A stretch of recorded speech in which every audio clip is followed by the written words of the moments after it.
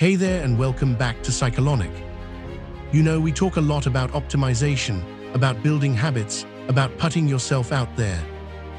But today we're flipping the script entirely. We are diving into one of the most counterintuitive, yet ridiculously powerful concepts for personal transformation that almost no one talks about in the age of oversharing. I'm talking about the art of the ** disappearance act. Not the witness protection kind, don't worry. I'm talking about a strategic, intentional vanishing from the public eye of your own life. Think about it. When's the last time you worked on something truly meaningful without posting a progress pic, without tweeting your frustrations, without even telling your friends what you're up to? There's a magnetic, almost magical power in committing to your next chapter in total secrecy. Why? Because the more you broadcast your journey, the more you invite opinions, doubts, comparisons, and that subtle, often unconscious pressure to perform for an audience instead of for yourself. This season, we're pulling back the curtain on what it really means to go dark, to work in the shadows, and to emerge not just improved, but fundamentally transformed. And the coolest part, when you do it right, your comeback isn't for them, it's for you.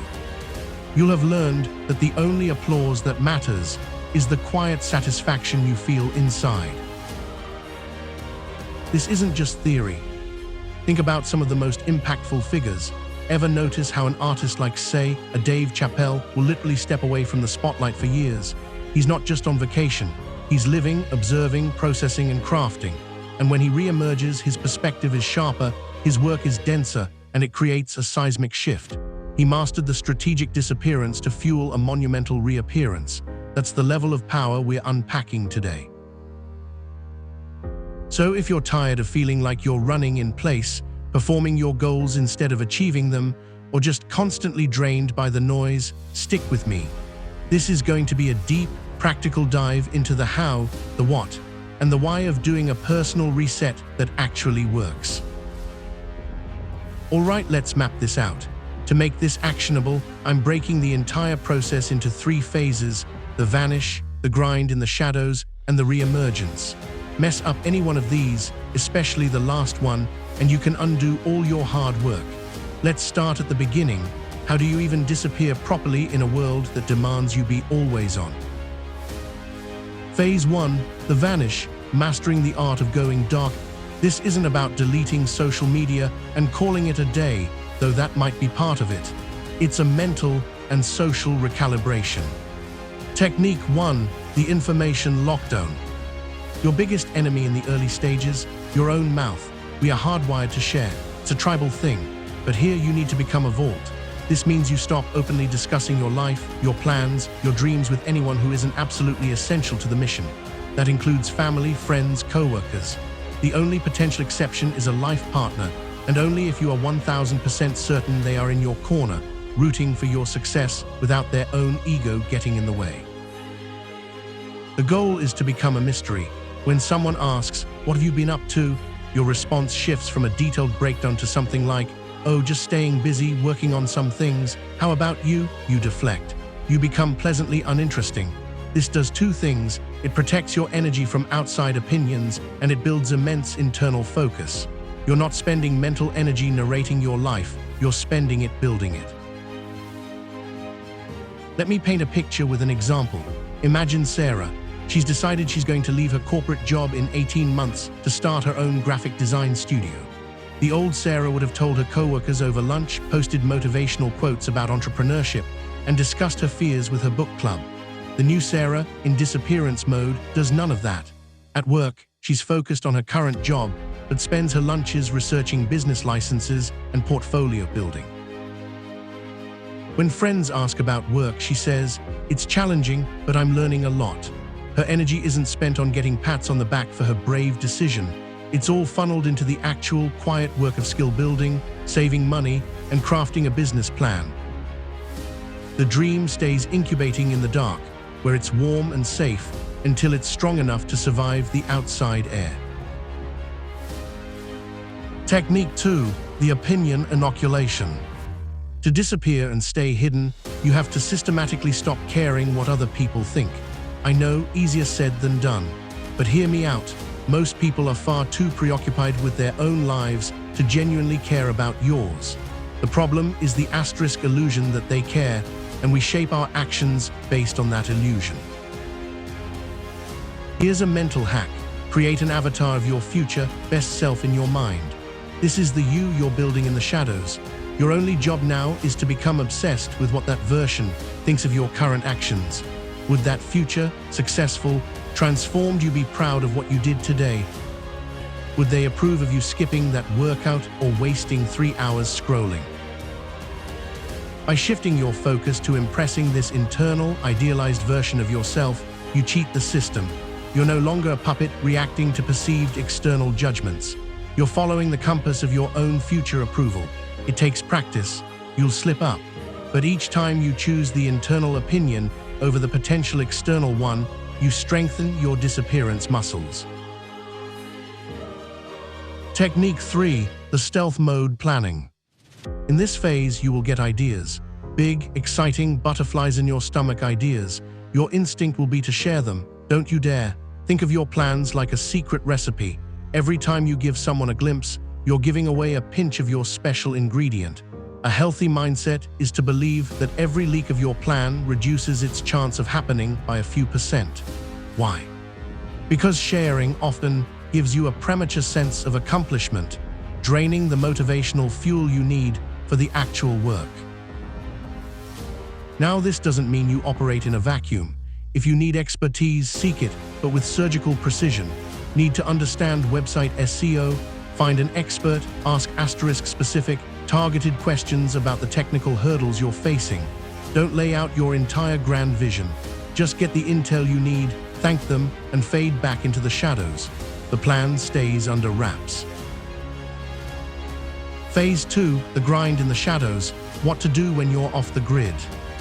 This is where the magic happens. You've quieted the external noise. Now, you turn up the volume on your internal drive. Step 1. Target acquisition. You can't transform into something better if better is vague. Get painfully specific. Is it I want to lose weight, or is it I will lose 30 pounds of fat and gain 10 pounds of muscle, visible in defined abs and arm definition? Is it I want to be a writer, or is it I will complete the first draft of a 70,000-word fantasy novel by November 1st? Write these targets down. Put them where only you can see them, on a note in your wallet, as the lock screen on a private journal app. These are your classified documents. Step 2. Life rearrangement. Now you restructure your life around these targets with obsessive focus. Every waking hour should be, if not actively working on the goal, then supporting it. This is about intentionality. If your goal is physical transformation, you move your gym bag to your front door, you prep meals on Sundays, you listen to podcasts on nutrition during your commute. If it's building a business, you wake up an hour earlier to work on it before the world needs you. You say no to events that drain you without ROI for your mission. You become a benevolent robot for your own cause. Let's go back to Sarah. Her target is clear: launch her design studio with 3 paying clients in 18 months. Her life rearrangement looks like this. She negotiates to work from home on Fridays to save commute time. That saved time is now business building time. She audits her finances and cuts non-essential subscriptions, redirecting that money into a business launch fund. Her evenings are split: 2 hours for skill upgrading courses, 1 hour for outreach to potential mentors using the surgical precision method, and 30 minutes updating her business plan. Her social life becomes intentional, maybe a bi-weekly coffee with one trusted friend for sanity, but no more big, draining group dinners where she's tempted to talk. Step 3. Mind reprogramming. The shadow becomes your sanctuary. This is the mental shift. You must learn to love the shadows, the silence, the anonymity, the lack of feedback. At first, it will feel strange, maybe even lonely, but soon you start to find a profound peace in it. The pain of a tough workout becomes a private badge of honor. The frustration of solving a complex business problem becomes a personal puzzle you're determined to crack. You reprogram your brain to associate happiness with the act of crushing it in private. The satisfaction is no longer in the like button, but in the checkmark on your private to-do list. You start to see the shadows not as a place of isolation, but as a sacred workshop where the real you is being built, away from prying eyes and cheap opinions. Phase 3, the re-emergence, the optional comeback. Here's the beautiful paradox. If you do phases 1 and 2 correctly, phase 3 often becomes optional, or at least it looks nothing like you'd expect. You won't have a burning desire to announce to the world, "Behold, I have transformed." Why? Because you've internalized your worth. The validation is now intrinsic. You might reappear naturally, your new business gets clients, your physique is noticeable, your calm confidence is palpable, but you won't be attached to the fanfare. However, if you choose to step back into a more public sphere, the key is grace, not grandstanding. You don't post a 10-slide carousel about your incredible journey. You simply are different, your work speaks, your presence speaks. You share value, not victory laps. The biggest mistake people make is using their reappearance to fish for the validation they just spent months learning to live without. Don't undo your work. Let your transformation be evident through your actions and results, not your announcements. So what's the takeaway? The power of disappearing isn't about running away.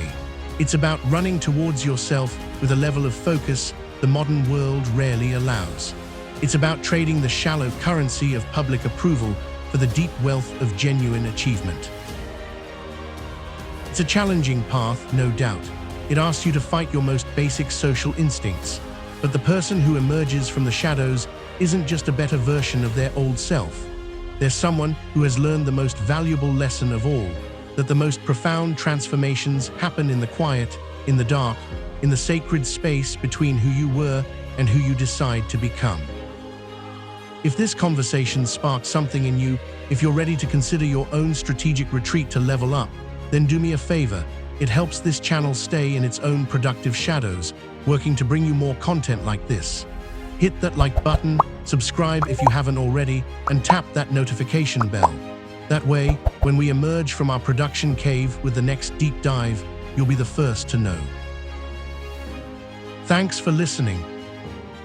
Now go build something amazing, and maybe, just for a little while, keep it to yourself.